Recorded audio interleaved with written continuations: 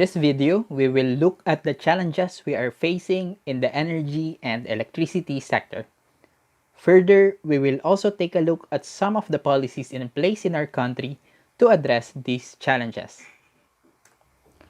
Let us start with the grand challenges that the energy sector is facing right now. We can divide it into three categories: energy access, energy security, and energy and environment. Energy access is also called energy poverty. In developing countries, there are still households with no or limited access to energy, and this has a profound hindrance or barrier to improve their well-being and to lift them from poverty. In the Philippines, for example, we still have more than 10 million people without access to electricity. Worldwide, this number is about 1.3 billion people. Energy security refers to the security of our energy supply, and long-term measures to address this is to reduce our dependence on imports. And as I mentioned in previous videos, this is one of the top priorities of the Philippine energy sector. Energy security is important because there is a clear historical link between energy and conflict. Energy and environment can be categorized into two. One is air pollution, which causes millions of people to get sick and die each year. But I want to focus on the other category, which is climate change, and a big issue right now. We all know that our current way of doing things is on track to change the world's climate, and the main contributor to climate change is energy use from fossil fuels.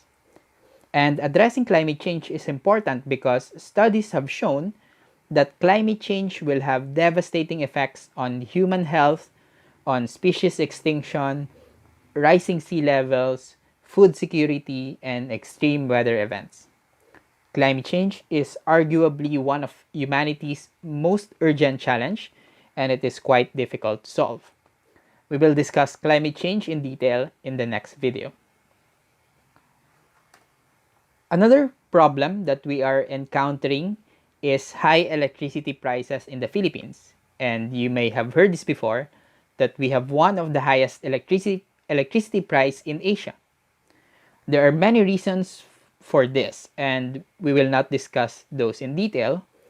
But electricity and energy price has a profound effect on poverty. Bill Gates actually said that if he could just pick one thing to lower the price of, he would pick energy because of its impact in alleviating poverty.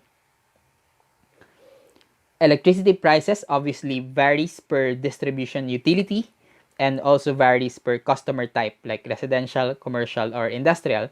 So for us to compare our electricity prices, let us focus on one distribution utility, the largest one in the country, and that is Meralco, or the Manila Electric Company. Meralco has the highest or largest service area among the electric distributors in the country. They are actually serving 22 cities and 89 municipalities, including the whole National Capital Region and some provinces in Mega Manila. Let's look at the 2020 Meralco rate for residential customers. It is about 9 pesos per kilowatt hour, or about 18 cents per kilowatt hour. Let's compare this price with our neighbors. So comparing this electricity price in the ASEAN region, only Singapore has a higher price. We have almost 80% higher price than Malaysia and 45% higher price than Thailand. Not only this affects consumer buying power, but also it affects the competitiveness of our goods and services. So, despite the challenges that we are facing, energy access, energy security, air pollution, prices of electricity, climate change, there are relevant policies in place in the country in the last 20 years. Let's discuss each of them. First is the IPIRA law of 2001, and I mentioned IPIRA in the previous video. Before IPIRA, the government owns all the power assets, and this law encouraged electricity market development and competition with the objective to lower electricity prices. We also have the Biofuels Act of 2006. This law promotes the use of biofuels in order to reduce our dependence on imported fuels. We also have the Renewable Energy Act of 2008. It promotes the development, utilization, and commercialization of renewable energy sources by providing tax incentives to renewable energy project developers. We also have the Climate Change Act of 2009. This law establishes the Climate Change Commission, who creates policies as well as monitors and evaluates national and local climate change actions. We also have the Paris Agreement of 2015. Paris Agreement is an international agreement within the United Nations Framework Convention on Climate Change, and the Philippines ratified the Paris Agreement in 2016. One of the objectives of this agreement is to hold the increase in global average temperature, because studies have shown that global temperature increase will have devastating effects to our environment.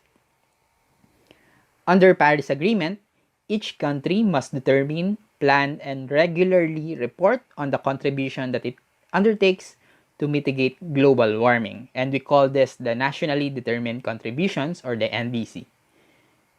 We will discuss NDC again in the next video. We also have sustainability reporting for publicly listed companies, or PLCs. The Philippine Securities and Exchange Commission, through Memorandum Circular, requires all publicly listed companies to submit sustainability reports starting 2020.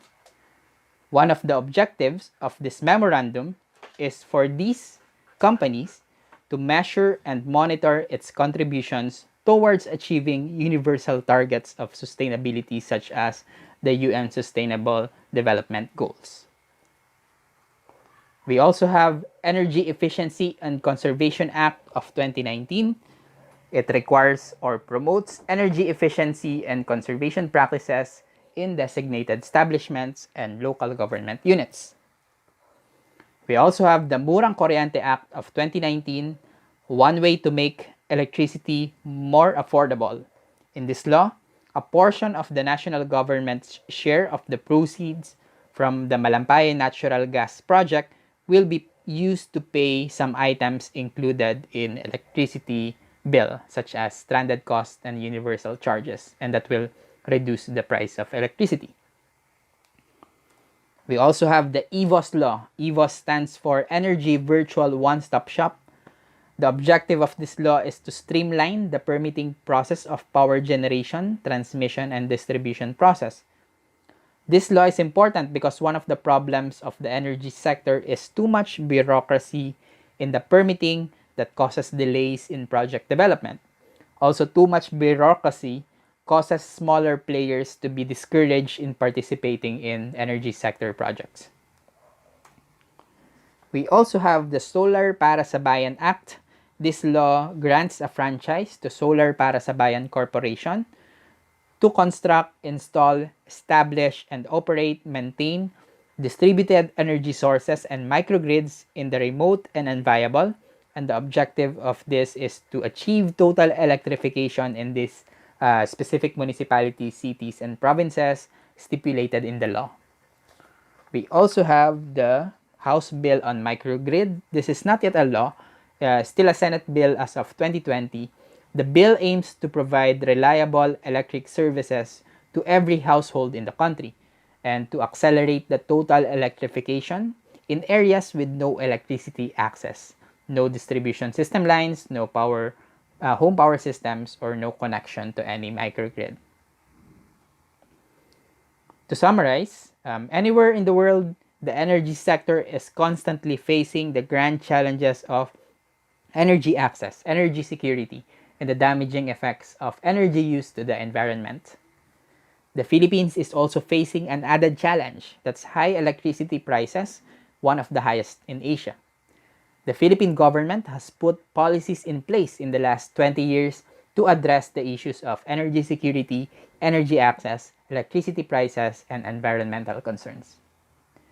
In the next video, we will discuss climate change.